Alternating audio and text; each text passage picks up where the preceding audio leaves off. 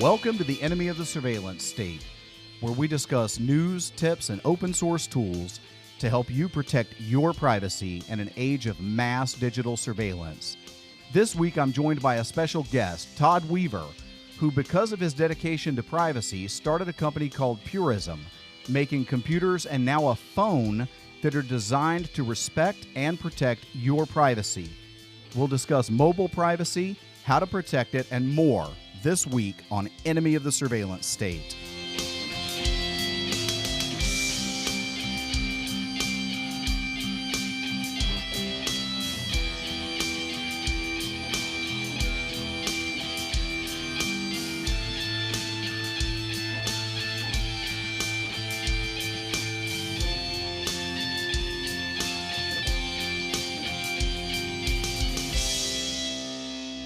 So I have been following Purism for years now, watching the company grow and keep promises of creating top-of-the-line devices that protect your privacy. As an active advocate and practical practitioner of privacy, I have had to hack the heck out of my devices to make them privacy-friendly. Purism's goal is to make privacy convenient, and that is exactly what they're doing. Welcome to the show, Todd. Thanks for joining us today. Can you just sort of introduce yourself and tell us a little bit about your company and what you do? Sure. Thanks for having me, by the way.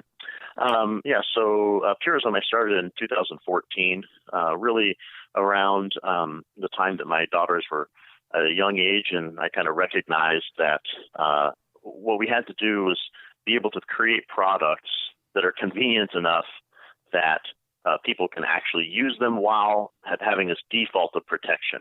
And so as my daughters have grown, I recognized that, I needed to be able to create all of these products, primarily starting with laptops, and then the ability to sort of use that as building this credibility of creating an operating system, creating the hardware, being the manufacturer, even doing U.S. fabrication for some parts, to be able to then have it where we can provide a convenient laptop product. But the end result of that, as you kind of highlighted in the intro, was to get to the point where we are now, where we have the early versions of the phone. And the phone is, of course, a phone that doesn't run Android or iOS. This is a phone that runs the same operating system that our laptops run. And so it's taken a while to get us to this point, and it's obviously even something that we're continuing to dedicate ourselves to this cause. But the end result is having a phone that defaults to complete privacy protection, which means individual freedoms, so that you can avoid the surveillance state and you can actually participate in digital society in the same way that you would from other devices. And technologically, these things are all possible. It really just becomes having the conviction of understanding how technology works to make products that actually just aren't creepy and start to spy on the individual and all of their data. Absolutely, Todd. One of the big questions, and I know you hear this all the time, so do I. But if I have nothing to hide, why should I care? And then the other question is, well, nothing can be done about it. And I always answer both of those questions by saying, first of all, I stole this from you, by the way. I want to give you credit because I've said it on this show in previous episodes. I stole this from Todd Weaver. It is never about what you have to hide. It is always about what you have that's worth protecting. That's the answer to the first question, at least the soundbite answer to that. And then, of course, we can flesh that out some. And I've done that in a previous episode, so we don't have to really get into it much today. But the second thing is, well, nothing can be done about it. It's just the way it is. And I say, hey, software is an equal opportunity tool. It doesn't care if it's being used to spy on you or to protect you from others spying on you. If Ed Snowden was able to communicate with journalists using Tor and Tails and other things that I've talked about on this program, encrypted emails and what have you, then we can use those things too. He felt, here's a guy who knew exactly what the surveillance state's capabilities were, and he knew that by communicating using secure channels, he was safe. So something can be done about it, and what you're doing, man, gosh, Todd, I got to tell you, it's amazing. One of the coolest things, I got to say this, one of the coolest things about hosting a privacy podcast is being able to have someone like you on the show. I am I can see, you're very welcome. I consider myself a well-informed layman when it comes to protecting privacy. But everything that I do, everything I've spent the last decade practicing and learning and putting to use in my own life has rested on the work of experts like yourself. So really and truly, thanks for all you do. It really means the world to people like me, and I think many of our listeners. So thanks for that. Well, no, that's actually, I really appreciate hearing that. It's the positive feedback, especially around something that's as complex as taking all of these technological advancements that we have and making them actually respect individuals is a complicated thing to solve. And it really gets to kind of the heart of why we formed in the way we did as a social purpose company, the ability to deliver on products where we release the source code, because that ends up meaning that it can be verified, that it doesn't spy on people, doesn't have any backdoors, right? We have to actually manufacture hardware that doesn't have any backdoors from foreign governments or from nefarious injections. So we have to start at the ground level. But all of that stuff that goes in between, at the end of the day, what I'm trying to provide to you and everybody else is to say, like, this is just a phone. The difference is if you're looking at an Android phone or an iOS phone versus the Purism Librem 5 phone, the Librem 5 that we have, you can have peace of mind. That one's just like, that one doesn't leak a single bit of data, right? It doesn't ever phone home. It doesn't ever send any of your information outbound, but you can still use it. You can have turn-by-turn maps, right? You can make phone calls. You can send text messages. You can browse the web. But each of those things are done in isolation. So what happens is your GPS location data isn't sent anywhere unless you purposefully opt in to share that one bit for that one moment in time. And so these are things that what a person wants is the convenience of technology. What they don't want is the surveillance state. Absolutely. And you bring up a couple of interesting points there, Todd. One being the open source nature of all of this, because I've interviewed you for previous articles that I've written for a magazine that I write for, the New American Magazine. And I think many of my listeners are probably also readers of the New American Magazine. So they may be some familiar with the conversations you and I have had in the past, but I don't know you personally.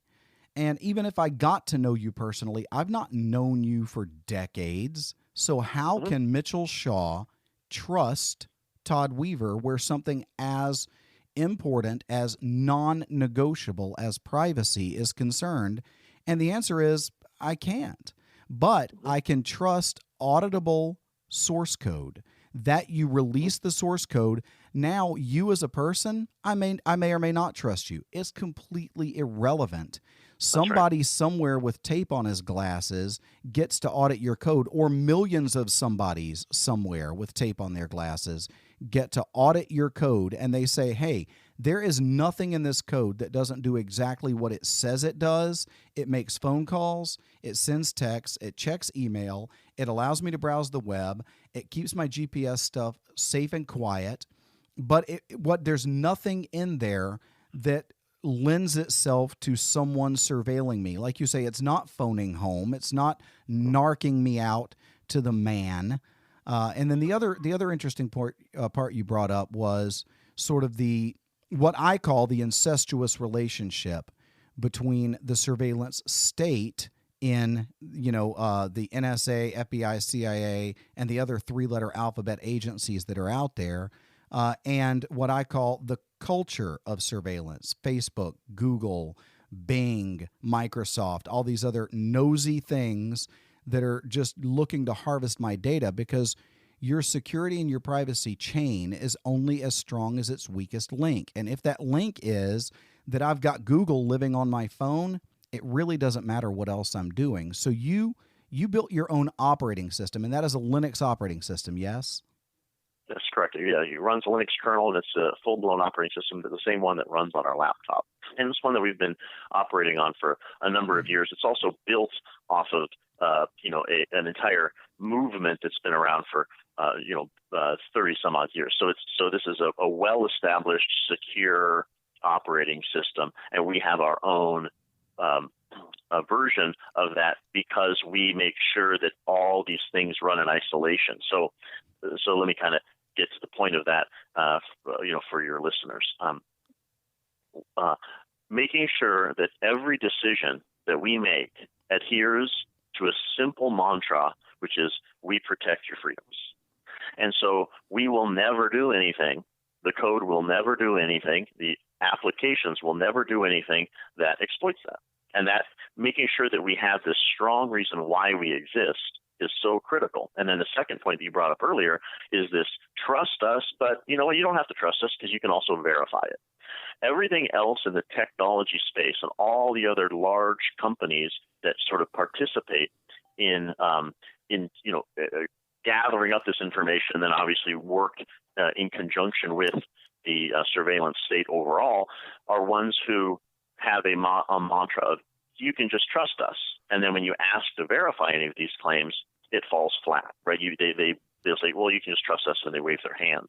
So the ability to actually have it verified, and this doesn't mean that every individual needs to go verify it. The point is that that other people, third parties, verify it. They can make these claims. Yes, this code has no backdoors. And then overall, by this sort of trust building around, then you have confidence that is the case. So I'll give you a couple of examples, and a good analogy for your listeners would probably be something along the lines of if you wanted to confirm the authenticity of your food source, right? And so what you can end up doing is, right, USDA can go to a farm and say, we want to confirm the authenticity of the food source, right? If it's either from organic or from, what pesticides are used. And the farmer must allow them to access the soil. And in the case of USDA organic would be that they need to certify that it's been organic for 2 years. So in the tech space, to use that analogy, would be you asking to say, hey, we'd like to see the source code to confirm that it doesn't spy on people or doesn't, send your data somewhere else or doesn't phone home or doesn't record. And it would be equivalent to in the tech space where the farmer would say, oh, no, just trust me. My soil's good. I don't use any chemicals, or I don't use the things that you're actually trying to, track down. And so there's no way to verify those claims. So in the tech world, right, all of those things are just shrouded in mystery, and you sort of have to just have blind trust. And what we have done is broken down that, right? We said we'll release all of our code because that allows for this verification. And that's an important piece of individual freedoms is at the root of that, but it also solves the privacy issues and the security issues. So we can end up tackling both markets of privacy protection and having the most secure devices available today because of the same consistent message that we have throughout our entire corporation, which is this caring for individual freedoms and making sure that there isn't any spying or backdoors or anything else malicious going on. Exactly. So it's funny that you use food source as an analogy because I use a similar analogy, and I've said this in previous episodes, but it's worth repeating here. I compare the open source model and the proprietary model to shopping at the grocery store. So it's late. I've got to have dinner. I don't have time to really actually make anything. So I'm just going to go to the grocery store. I go to the freezer section and I'm going to pick out something, take it home, and put it in the oven for 45 minutes and convince myself that I've cooked dinner. So I'm looking at all these different frozen dinners, and I see one that looks really good. I think, man, I like this, teriyaki chicken or whatever. So I pick it up, I roll it over, I look at the back of the box, and it says, ingredients. This product is manufactured using a proprietary blend of flavors, nutrients, and other spices. Period. End of story. I wouldn't buy it, and I don't think many people would. You won't tell me what's in it. I'm not putting it in my body. I feel exactly that way about software. Show me the source code, or don't try to convince me this is good for my machine and my digital life. So in the open source world, I can see the source code. Anybody can see the source code. They're even free to fork that source code and create their own product as long as they don't close that code. Now, somehow or another, in all the legalese, Google manages to do something where they take the Linux kernel to create the Android operating system, but then they close the code for a lot of stuff that's around that. They can't close the kernel, but they can close a lot of other stuff. So, Android is not open source. It's built on an open source kernel, but everything outside of that is suspect at best because they've closed the source code on way too much of it. So this would be that manufactured using a proprietary blend of nutrients, spices, and other flavors. And it's like, well, I'm not interested. Thanks, I'm not eating your food. Hey, Google, I'm not using your software. Microsoft, I'm not using your software. And that idea of trust us but don't ask us a whole bunch of questions is probably best personified, best illustrated in Microsoft's privacy agreement, which begins, we respect you, or your privacy is important to us. And I say, yeah, my privacy is important to you as a product that you can market and sell to your advertisers. So with your operating system, with your, and it's not just your operating system, it's not just the software. Am I right, Todd? Your hardware is also open source, all the way down to the metal. Yeah, so we release the schematics, which means that that allows you to confirm the actual end result product matches the actual schematics, and that's something, especially with the Librem 5 phone, right? That allows for the people who want to go verify that, which is obviously not going to be the bulk of people, but it allows to confirm that. Or spot check, right? Or especially, large enterprises that need to make sure that they have secure devices that they can confirm the schematics match the actual hardware. But a couple of points that I think were important that you brought up there is that the operating system, especially on phones, where you can't actually verify anything, what that equates to, and I like your analogy, but I'm going to add one other piece that we described, the digital supply chain. So this is where in the physical world, people can recognize that, oh, okay, am I buying this? Is it, from the U.S.? They can actually look at the parts. They can see, I could actually manufacture this other part. And there's transparency in hardware and other physical goods. In the digital space, meaning software, there's no transparency to any of that. And so the ability to actually confirm that if someone says your car runs on diesel and you can confirm, does it run on diesel or does it run on, regular gas? And so there's methods that they can end up looking at to determine that. In the software world, it's a complete black box and there's absolutely no way to verify. And so by having this secure and transparent supply chain in the digital side of things, then all of our claims, when I tell you, Mitch, you can trust what we're doing, you can say, oh, okay, that's fine. And then you can go verify those claims. And then what that does is that puts us at a very solid future for anything that we do say. When we say it, it carries significant weight because you can also go verify that every one of those claims has been accurate. And I think that in the very intro you also brought up, we've been successfully delivering on our products and our promises since 2014.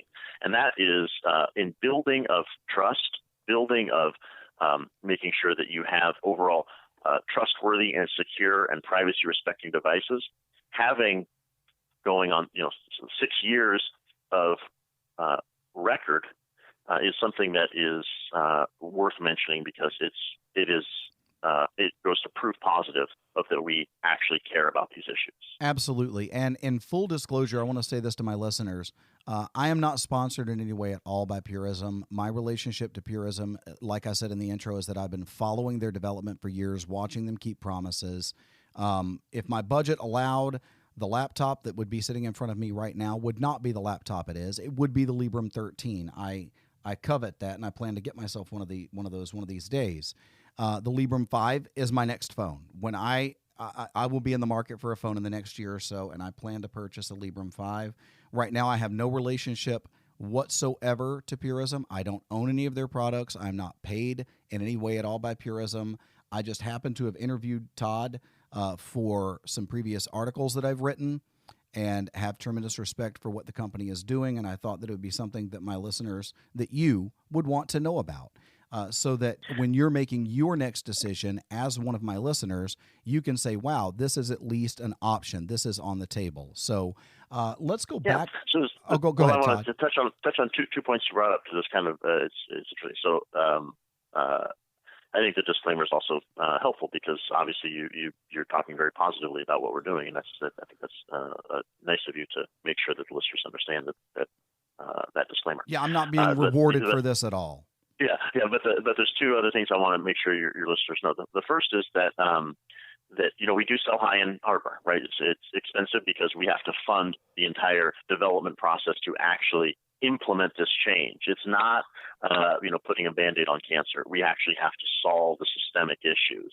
The second thing is we actually have the ability for pre-order of devices, and specifically the phone, where you also get to pick the applications that you would like to have confirmed before we ship it to you, because you can imagine we're disrupting the entire chain. So this is where it's being able to have it be a drop-in replacement for your Android or iOS depends on the applications that you need. So as one example case, if you wanted to pre-order the phone now to back the movement, then that's we've seen a lot of growth around that, because people want this alternative. And then people who wanted the phone call, text message, web browser, they got their phones already, right? And they're already talking about the benefits of these phones publicly and everything else. But then if you want, turn-by-turn maps, you want to have social media, but you want to have it run in isolation. You want to be able to book a ride-sharing app, but you want to make sure the GPS is only shared when you're booking the ride share, or if you want to have, some other application that may not yet work on the device. And so what we're doing is because we have such a large community, hundreds of active developers, and they're chipping away at each of these applications. I think in the course of the next month or so, we're going to have about 500 applications that are going to be added to the overall store that are all going to be free and available to just use on the device where they run in isolation and don't spy on you. But you can imagine, so then what we have is once we get to the point where your 10 applications you desire are there, then we'll notify you, we'll keep you up to date the whole time, and then we'll ship you the phone at that point in time when you can have the confirmation that it's going to satisfy replacing your existing phone. So it's going to satisfy my particular needs. It might not be ready for somebody else, but at the point that it's ready for me, I can actually have that phone in my hand. That's right. And part of that is because, you take a poll of 100 people, you're going to get 100 answers of the 10 apps that they need or the 15 apps that they need. Right. And so what we do is we create these user personas and the applications, then we start chipping away at each of them. And, and it's just really a number of applications, just momentum in time, and we have a lot of momentum. And so we're going to get there.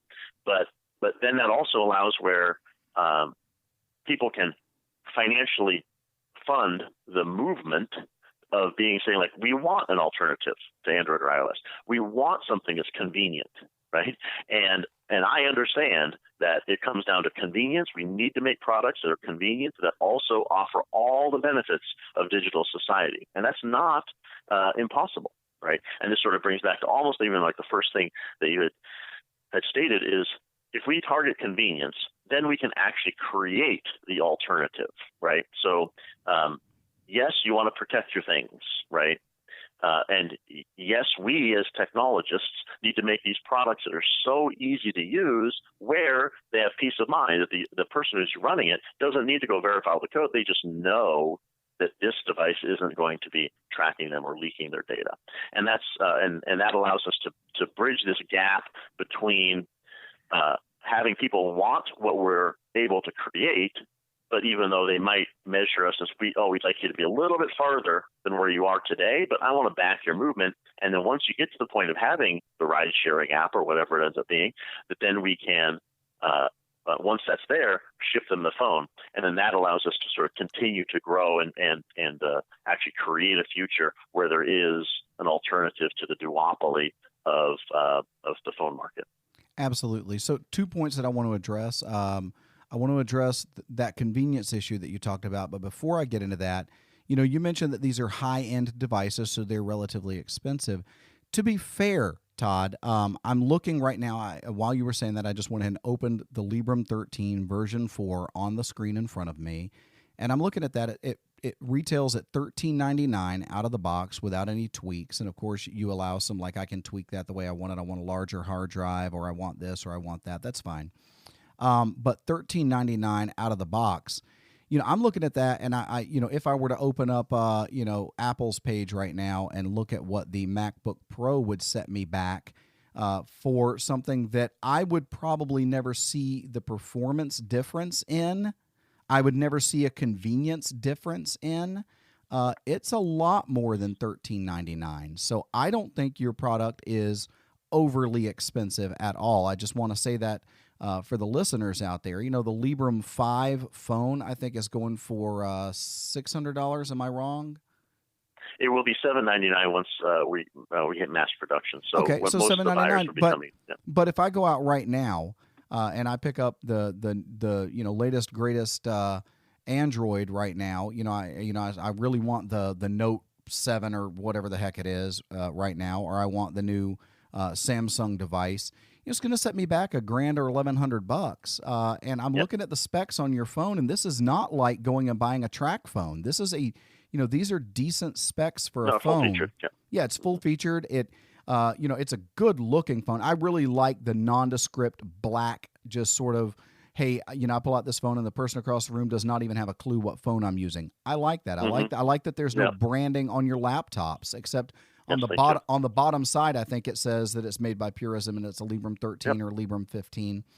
So I don't think, when we say these are expensive, that's relative to, what a person, if your last laptop was a $299 special from Walmart that came running Windows and 1,000 bloatware apps, then the price of this laptop probably seems like a trip to the moon to you.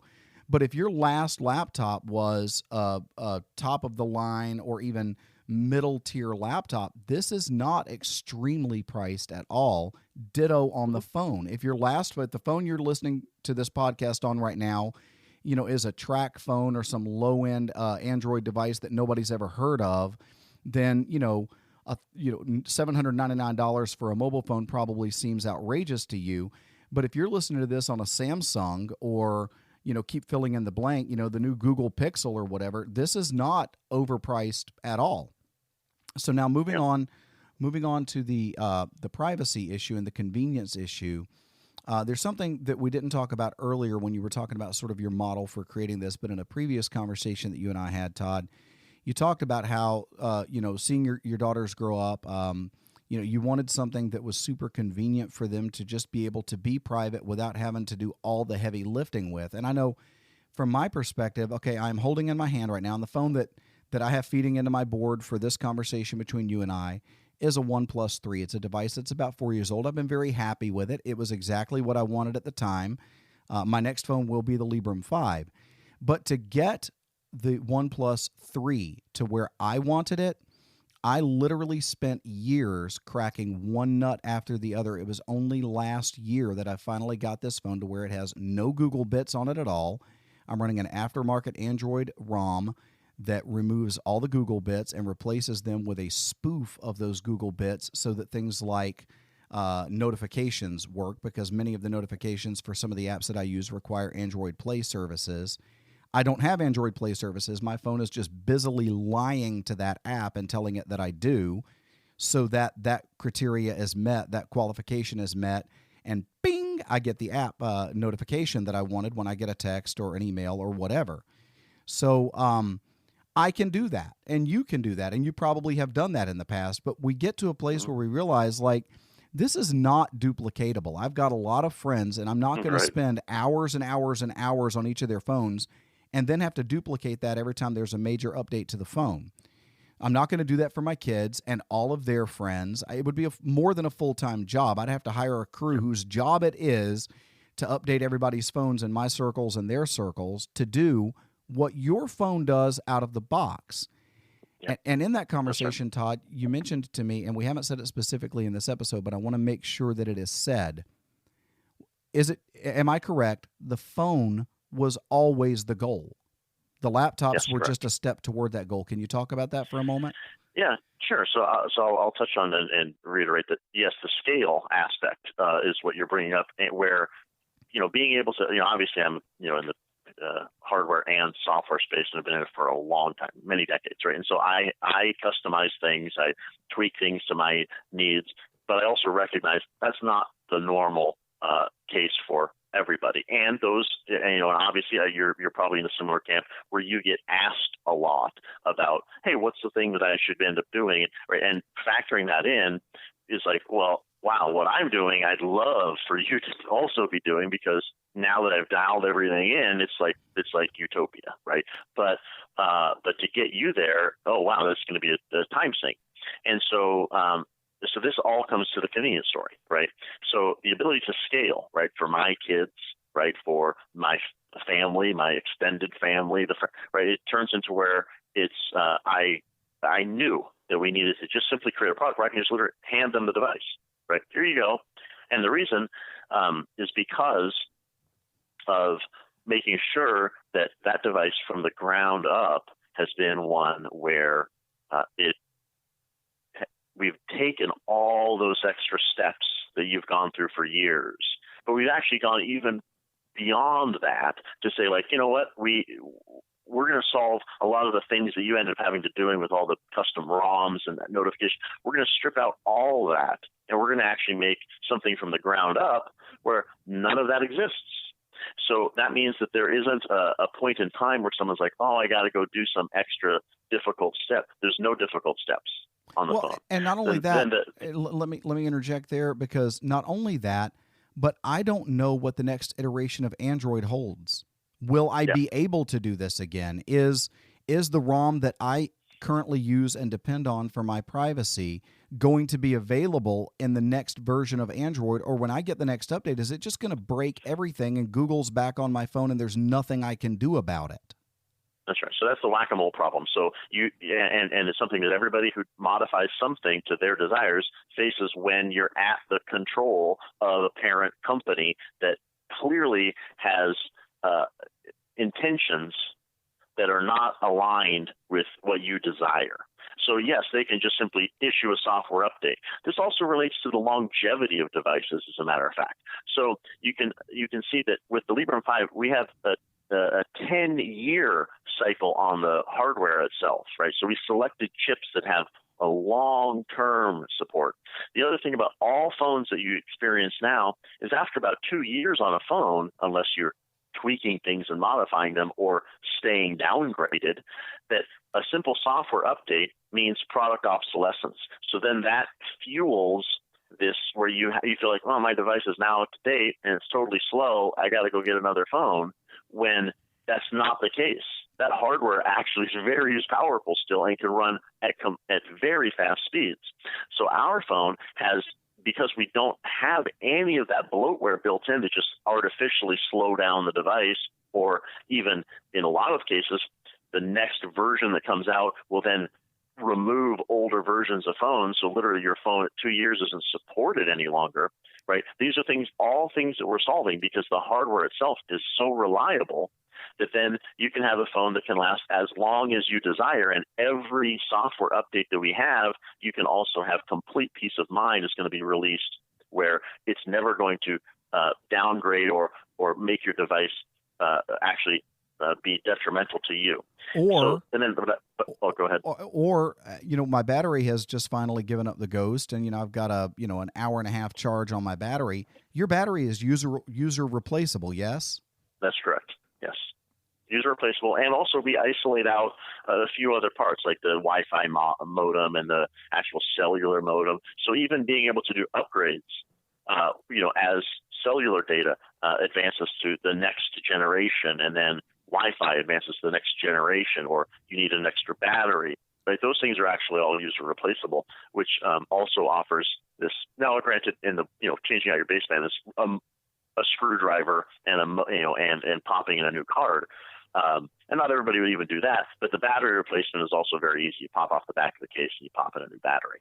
And batteries, of course, as you know, don't last forever, right? No, so they have a life. So you're pinning right now on a lot of the phones. you're pinning the entire life of your phone because it's not user replaceable. You're pinning it to the battery. But I wanted to also make sure that I answer your previous question of that the laptops were just a catalyst to the phone, and that's correct. From our original business plan, that I knew that I wanted to create a phone because the phone is what everybody. It's literally like their life, right? It's the thing that they're attached to now, and it's only going to get more and more of your data and your life stored on that device. And of course, the future, after that, it'll be other devices that have and hold more and more of your data. But the ability to tackle that market, I knew that I couldn't just go straight after that market initially because I wanted to build up on solving these problems properly. And I didn't want to take large VC money from Silicon Valley. I wanted to build this from the people. And so to do that, that's why I formed as a social purpose company, which is, of course, means we still sell a product for profit, right? We adhere to the market behaviors of saying, hey, the market can actually solve this issue if people actually want to back this, right? And then we made sure to deliver on laptops first. And I actually did crowdfunding. Went out and said, I'd like to build laptops. And we raised over initially $400,000 in 2014 to build the first laptops. 2015, we delivered on those laptops. And then we put out the next version of the laptop, which is the 13-inch laptop, the Librem 13.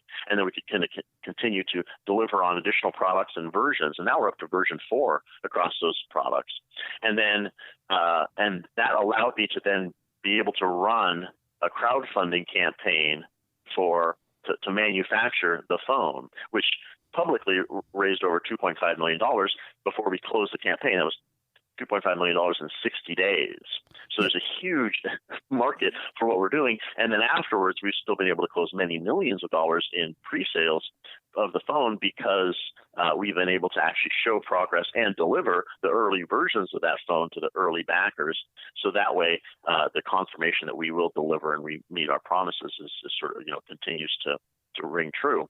And so the goal for me, and there's additional goals beyond the phone, but when I started Purism, my thought was I want to get to the point when I can have a phone that I can just hand to people and have it be something where they're in complete control and they can opt in to the things that they'd like to, not have this default leaking sieve of data that they have no ability to actually stop. Absolutely. So you mentioned, being a social purpose corporation. And for my listeners, let me explain that. So when we look at a company like Google that is, incorporated, they have articles of incorporation where they are legally obligated to put profits above everything else. And by the way, you are their product. They give you maps, they give you email, they give you the Google Drive, they give you all of this stuff so that they can harvest your data, sell that off at a profit, and reward their stockholders. As a social purpose corporation, you're not anti-capitalism, yes? No, they're correct. No, it's very much part of the capitalist system, it's kind of an important part to make, right? Otherwise, we would have formed as a nonprofit. Absolutely. So the way I explain this to people is that you're not, you are about making a profit. You're just not all about making a profit. There is something that your social purpose corporation papers, the legal obligation that you have painted yourself into the corner of, requires you to place this other thing even above profits and to fully disclaim that to anyone who may want to invest in your company. And that something is the privacy and liberty and rights of your users, correct? That's right, individual freedoms. And so this is where, it's such an important foundational shift, because then everybody who we bring in, all the staff, anybody, investors, people who understand what they're coming to get as a product, recognize that what we care about is your individual freedom. And so in technology, right, that there isn't another organization that does that. And so we make sure to advance that first and foremost. So then you actually have peace of mind. Similar to, when you say, I'd like to support USA products, I'm going to go look for the Made in USA label, and you recognize that there's actually a standard behind that, right? It can't just be screwdriver assembly. It has to be where you're making things in the United States. And so that same foundational shift for us was to make sure that we at our foundation, we have all the benefits of having a capitalist company, but we have one thing above it, which is to say we care about your individual freedom first and foremost, which means that given a choice of making $1 for exploiting your personal data online or protecting it, we will default to protecting it. Or all other C corporations must exploit you for the dollar because they have to maximize shareholder value. And so this is where tech is a completely unregulated space, and so we had to end up taking one extra step to make sure that the people who are buying our products also have complete trust at the foundational level, which is a legal document that states that we can't do that. We can't exploit you. So something approaching a contractual obligation. It's beyond a contractual obligation, even because this is actually the articles of incorporation with the government. And but you could think of it as the strongest possible contract. Yes. Awesome. That is amazing. So we've talked about how secure and private your laptops and phones are. And what you said is that they leak nothing. So if I make an encrypted phone call using a Librem 5, I can rest assured that no other person besides myself and the person that I'm calling has access to that phone call. Ditto messages, ditto my web surfing, ditto fill in the blank. That's correct. Okay. That's correct. And then then besides that, what you're doing that nobody else is doing, there are two other things. One being that the hardware is open source, even down to the binary code that runs on the individual chipsets. Correct. And then the other being the Librem key, which we've not talked about at all, but I want to talk about that just for a second. So sure. you create this device that is essentially a USB stick that I purchased from you,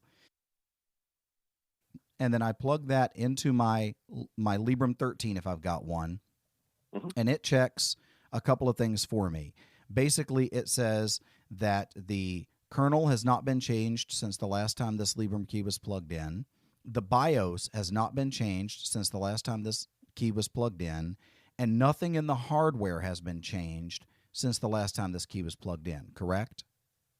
That's correct. Yep. It's actually, you can think of it as equivalent to sort of like a key fob for your car, right? So your key fob that you come up to and you can push the button and it unlocks your car, it actually makes a cryptographic measurement to say, this is the key fob that actually allows to start my car. Yes, this right? is that key fob. Well, that's right. But this one you insert into the actual USB port, and then it's convenient enough, because obviously we drive for convenience, to blink green if no tampering has been done, and blink red if there has been tampering. And then you can obviously take a number of steps. It's not as though it doesn't boot. It just allows you to recognize that, maybe I'll turn off Wi-Fi while I try and roll back the software or something along those lines. So we make sure that we subscribe to what's called a boot, not brick.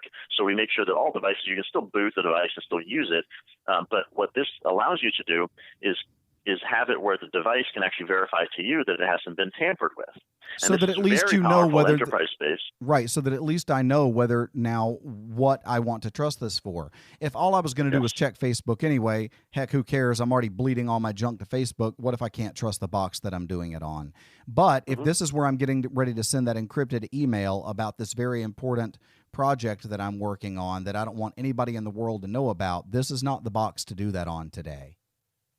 So that's fair. And also the other thing that of course there's a lot of use cases that factor in, right? So in the case of our phone, which also the Librem key works on, or we're actually going to be announcing a product next week that'll be called the Librem Mini.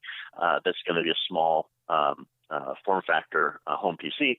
And so that is where you can also use the Librem key, meaning your photos can be protected, right? You can say good, and it's very, very simple because literally it blinks green, you're like, hey, I'm good. If it blinks red, that there's something has changed. And what's really important about that is that during a software update, if you do a software update, then we go through even the process of making sure that, hey, look at you now want to upgrade your device, insert the key, and then we re-sign the key so that way it's updated appropriately. So we really work very hard to make that as convenient as possible.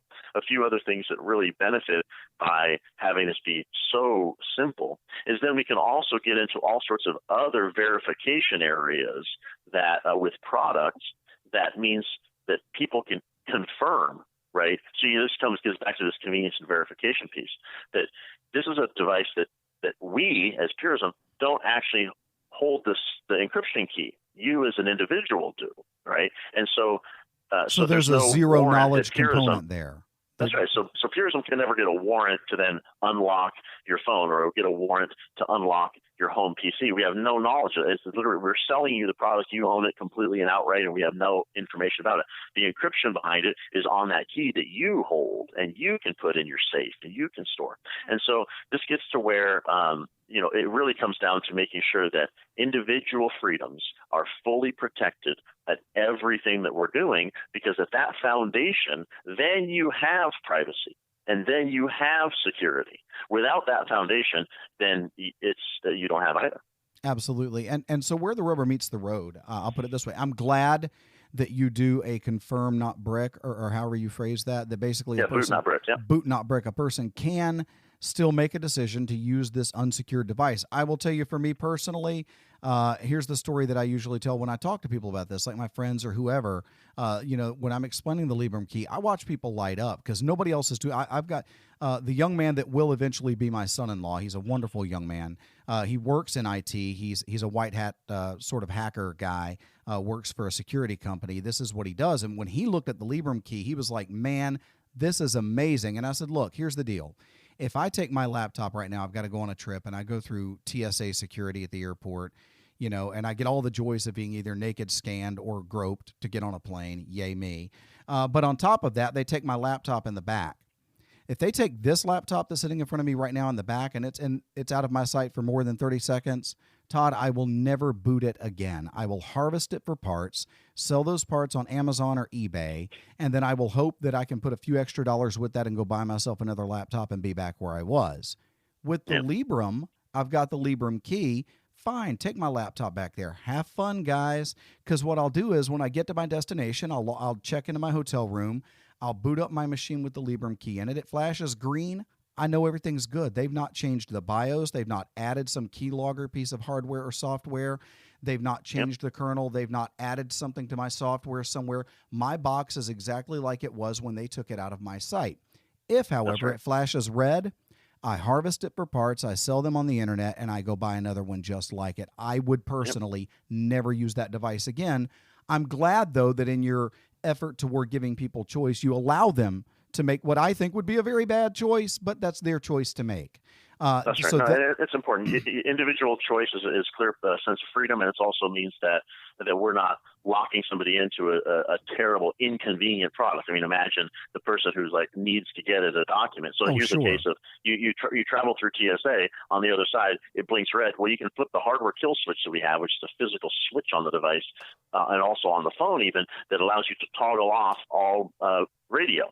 So then you're you're only local, and then you can extract the file that you need in some manner that you deem appropriate, and be able to deliver that to someone else. Yeah, and so the importance of making sure that we're handling all use cases in a convenient manner is also very powerful. And so for an individual, right, this can just be one level of security, and also in the end, this Librem key can also be the thing that authenticates you to the device as well as the device to you. So imagine you can insert it, and then it can auto-log you in. It can log you into websites. It can log you into everything because this is the thing you carry with you. Yeah, so when you go through TSA, yeah, that's right. You go through TSA, you keep that through. It can certainly pass through X-ray, but then you put it back in your pocket where they would be able to obviously take the laptop and bring it back. And this also goes for when I leave my laptop in a hotel room or in an office, or if I go have a meeting and I leave it somewhere, I can come back and just confirm. And this is a cryptographic confirmation, right? This is a cryptographic guarantee. Nothing has actually changed on the device. And to your son-in-law or future son-in-law that you were talking with, the reason that he would get excited is because we invented this, right? We're inventing and innovating in so many spaces because we're looking at things in a completely different lens. Yeah, there's the free market showing its value again. That's right. Again, is the value of the free market. Yeah. So, yeah, I think what you're doing is wonderful. And I want to bring up one final point before we close out. So you offer, and I don't want to get into the nuts and bolts of all of the interdiction services or anti-interdiction services that you offer, but you bring up an interesting point there. I've left my laptop alone in a hotel room. How do I know that the man hasn't been in my room tinkering with my junk while I was gone?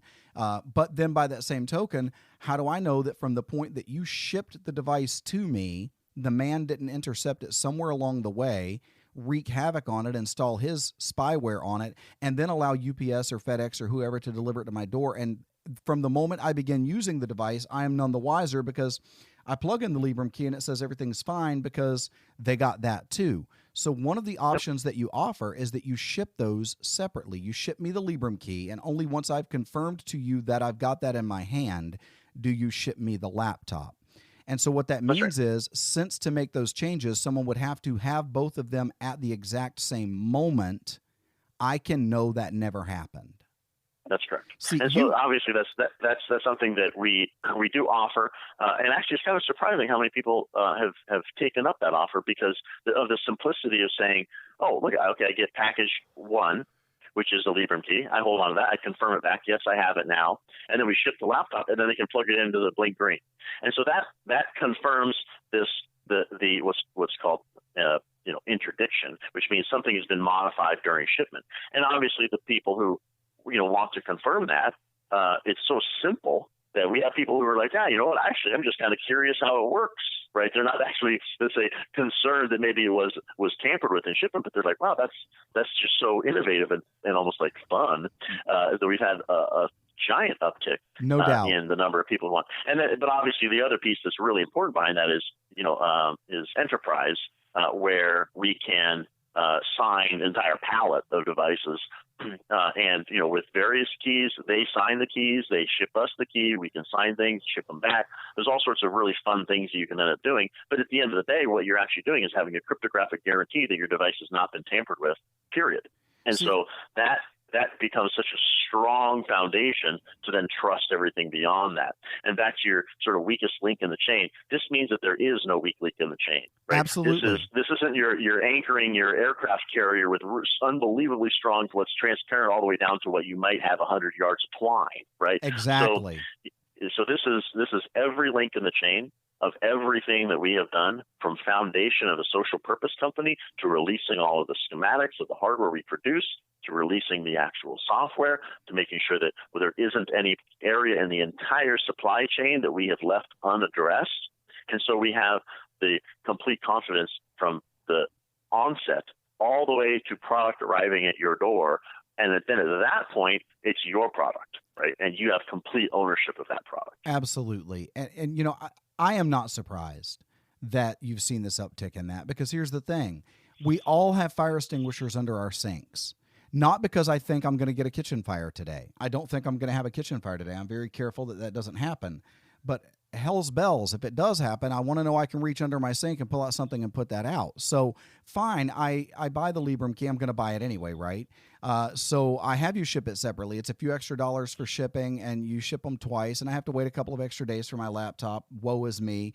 But at the end of the day, I know that I've got this device like my fire extinguisher, like my seatbelt, that I hope is never used for its intended purpose. But if it ever is, I will know I've got it. So there's super value in that. Todd, I am really impressed, even more so than in the past, with how well your company and you as a creator and an innovator have thought these things out. I'm going to make sure that I list a link to your website in the show notes. So folks, be sure to check that. If you're even curious about what Librem or what Purism is doing with the Librem line of devices, go and check it out. This is... you can watch, there are 1,000,001 YouTube videos out there of people talking about this thing. I think even Ed Snowden, if I'm not mistaken, has had something to say about this, or am I mistaken about that, Todd? No, he's name dropped us on a conference. About that's what I thought. Innovative things we're doing. Yeah, so I think what you're doing is amazing. If you're going to be in the market for a phone or a laptop anytime soon, folks, be sure to just check this out. Make sure this is on the list of things that you're considering. And Todd, did you want to say anything in closing?